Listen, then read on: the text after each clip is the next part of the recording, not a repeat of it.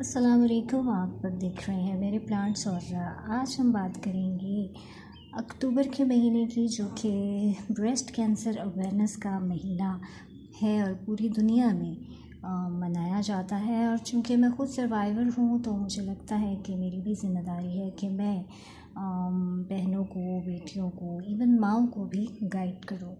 तो जो सबसे पहले तो मैं कहूँगी कि जो 40 प्लस ख़वातीन हैं उनको चाहिए कि मैमोग्राम ज़रूर करवा लें और बग़ैर कुछ भी, कोई भी प्रॉब्लम फ़ील किए बग़ैर आप अपना एक छोटा सा टेस्ट लाज़मी करवा लीजिए।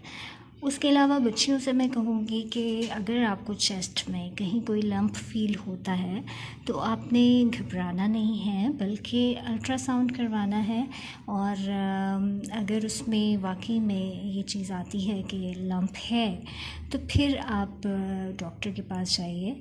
अगर वो कहते हैं कि सबसे पहले सीटी स्कैन करवाएं तो करवा लें, ताकि उसमें सही से अंदाज़ा हो जाए कि कितने हिस्से में ये ट्यूमर या गिल्टी जो है फैली हुई है। उसके बाद फिर डॉक्टर की एडवाइस के मुताबिक आपने ट्रू कट बायोप्सी करवानी है। एक छोटा सा टेस्ट है और लाहौर में बायोप्सी की रिपोर्ट 15 से 20 दिन के अंदर आती है और बाकी छोटे शहरों में थोड़ा इससे ज़्यादा भी टाइम लग सकता है। बट आपने घबराना नहीं है इस दौरान। और जब रिपोर्ट आ जाए और उसमें ये चीज़ आ जाए कि वाकई में ये जो ट्यूमर है ये कैंसर का ही है, ये कोई आम गिल्टी नहीं है, तो आपने सबसे पहले जाना है किसी ऑन्कोलॉजिस्ट के पास, मतलब किसी कैंसर स्पेशलिस्ट के पास जाना है, ना कि किसी सर्जन के पास आप जाएं और अपना जो भी ट्यूमर का जो भी हिस्सा है उसको रिमूव करवा लें।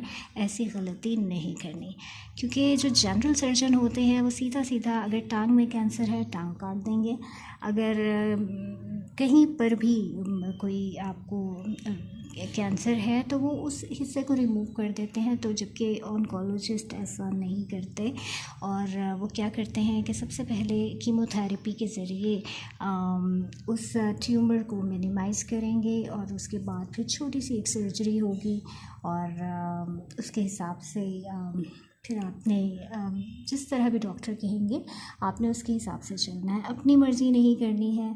और याद रखिए, स्टेज 1 स्टेज 2 ख़तरनाक नहीं है, स्टेज 3 में थोड़ी सी प्रॉब्लम ज़रूर है, बट फिर भी उसमें पेशेंट बच जाता है। बट जो लास्ट स्टेज है स्टेज 4 वो ख़तरनाक है और उसमें पेशेंट के बचने के चांसेस नहीं होते। और ऐसे में मैं ये मुखलिसाना मशवरा दूंगी कि अपने पेशेंट को तकलीफ़ मत दीजिए। जब आपको मालूम हो जाए कि आखिरी स्टेज है तो आप ऐसे में उसकी ना तो कीमोथेरेपी करवाइए और ना ही सर्जरी की तरफ जाएं। उसको अज़ियत मत दें, क्योंकि डॉक्टर आपको बता चुके होते हैं ऑलरेडी कि इनके पास टाइम कम है।